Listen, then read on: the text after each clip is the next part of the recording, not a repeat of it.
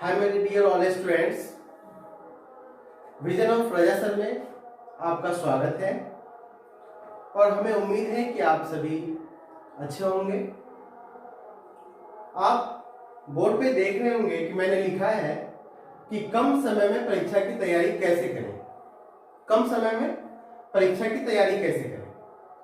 अभी जो महीना चल रहा है, जनवरी चल रहा है और बिहार में दिसंबर से लेकर और अप्रैल तक के महीने को परीक्षा का महीना बोला जाता है। आप लोगों को यह पता ही होगा कि जनवरी हो, फरवरी हो, मार्च हो, बहुत सारा एग्जाम है जो चलता रहता है। तो सबसे इंपॉर्टेंट जो बिहार में एग्जाम होता है, बेसिक लेवल का एग्जाम जो होता है, उसे 10वीं और 12वीं का एग्जाम बोलते हैं, जिसको बच्चों हम लोग 10वीं और 12वीं का एग्जाम बोलते हैं। 10वीं और 12वीं का एग्जाम बोलते हैं। अभी बहुत सारे बच्चे जो 10वीं और 12वीं क्लास में होंगे वो बहुत कंफ्यूज होते हैं कि हमें किस प्रकार एग्जाम देना है। तो मैं आपको बताने वाला हूं कि हमें कंफ्यूज होने की जरूरत नहीं है। हमें एक्टिव रहना है, हमें अपने समय पर क्या करना है, कम समय में हम कैसे अपने परीक्षाओं की तैयारी करेंगे, कैसे जो हमने पीछे पढ़ा है उसका नोट किस तरह हम पढ़ेंगे, किस तरह रिवीजन करेंगे। सबसे जो इम्पोर्टेंट बात है मैं आपको बता दूं कि मैं मान लेता हूं कि एक सब्जेक्ट ले लेता हूं विज्ञान। क्या लेते हैं बच्चों? विज्ञान। विज्ञान 100 नंबर का आता है, 100 अंक का होता है, जिसमें 100 अंक में 3 सब्जेक्ट है। कितने सब्जेक्ट हैं? 3 है, मतलब विज्ञान की 3 शाखा हो गई। एक तो हो गया आपको भौतिकी, एक हो गया भौतिकी, दूसरा हो गया बच्चों रासायनिक, दूसरा रासायनिक, तीसरा हम उसको जीव विज्ञान बोलते हैं। क्या बोलते हैं बच्चों? जीव विज्ञान। इसी को इंग्लिश में समझना चाहेंगे तो इसको फिजिक्स बोलते हैं, इसको केमिस्ट्री बोलते हैं और इसको हम बायोलॉजी बोलते हैं। अब तीनों को मिलाकर 100 नंबर है, जिसमें से 20 अंक का क्या है? हमारा प्रैक्टिकल है। 20 अंक का क्या हमारा बच्चों? प्रैक्टिकल है। अब हमें क्या लाना है? 80 नंबर लाना है। 80 अंक चाहिए। 80 में हमको 40 ऑब्जेक्टिव होता है। क्या होता है बच्चों? 40 ऑब्जेक्टिव प्रश्न होते हैं और जो 40 अंक का होता है वह 40 अंक का सब्जेक्टिव प्रश्न होता है। सब्जेक्टिव प्रश्न। अब ध्यान देंगे बच्चों कि अब हमें क्या करना है, कम समय में कैसे विज्ञान की तैयारी करनी है, कैसे हमको मैथ का तैयारी करना है, कैसे हमें सामाजिक विज्ञान की तैयारी करनी है, कैसे हमें अंग्रेजी की तैयारी करनी है, कैसे हमें हिंदी, उर्दू, संस्कृत की तैयारी करनी है।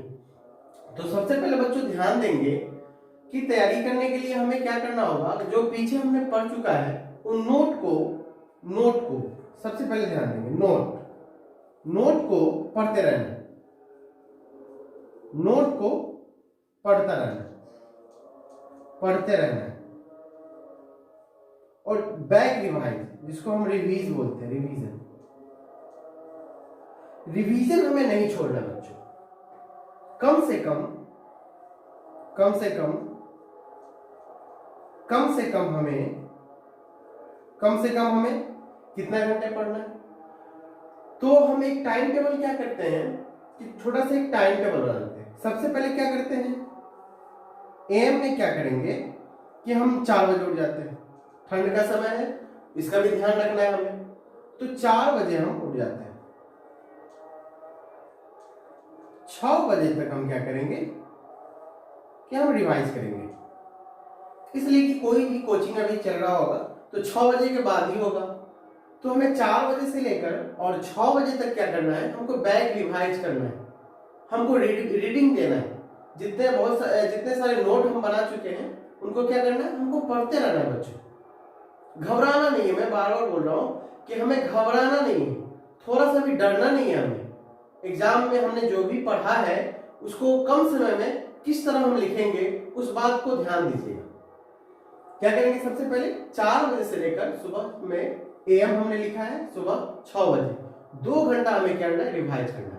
अब आते हैं डे में क्या करना है। तो अब क्या करेंगे, दूसरा हम नोट बना लेंगे कि 10 बजे AM से लेकर 12 बजे PM तक क्या कर लेंगे, गणित, विज्ञान, ETC किसी भी सब्जेक्ट का क्वेश्चन का आंसर, प्रश्न का जवाब क्या करेंगे, प्रश्न का उत्तर हम लिखेंगे, चाहे 5 हो 10 हो, कोशिश करेंगे कि ज्यादा से ज्यादा लिख सकें, ज्यादा से ज्यादा कम समय में हम कितना लिख सकते हैं। तो हम क्या करेंगे, गणित हो, विज्ञान हो, सामाजिक विज्ञान हो, हिंदी हो, संस्कृत हो, उर्दू हो, किसी भी का क्या करेंगे, हम प्रश्न का उत्तर लिखेंगे। क्या करेंगे, इतने टाइम में प्रश्न का उत्तर लिखेंगे, प्रश्न का क्या करेंगे, उत्तर लिखेंगे, प्रश्न का उत्तर लिखेंगे इन 2 घंटों में। अब चलते हैं, हम क्या करेंगे कि शाम में आ जाते हैं। शाम में क्या करेंगे, तीसरा पॉइंट है आपको, शाम में फिर 6 बजे PM में से 8 बजे तक हमको फिर बैठ जाना है पढ़ने के लिए,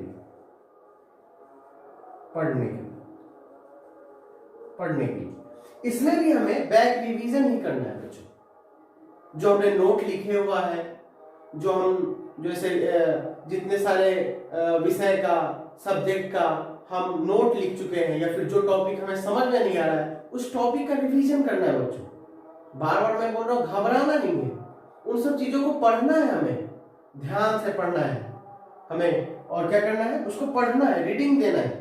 उन टॉपिकों को जो नहीं समझ में आ रहा है तो किसी दिन जाके अपने सर से पूछिए, प्रश्न कीजिए कि हमें सर ये टॉपिक नहीं आ रहा है, उन टॉपिकों को लिखिए, उन टॉपिकों को याद कीजिए, रिवीजन करना है।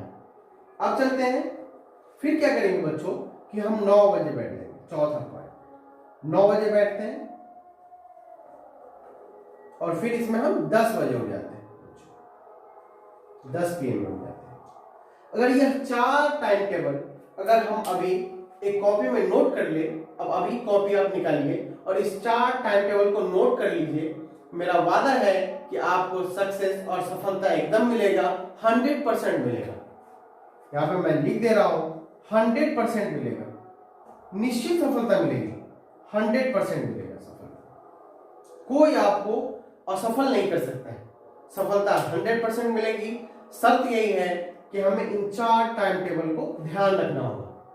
सब्जेक्ट वाइज हमने एक बताया, उसी प्रकार 12वीं का भी एग्जाम है, तो आर्ट्स वाले बच्चे होंगे, साइंस वाले बच्चे होंगे, कॉमर्स वाले बच्चे होंगे।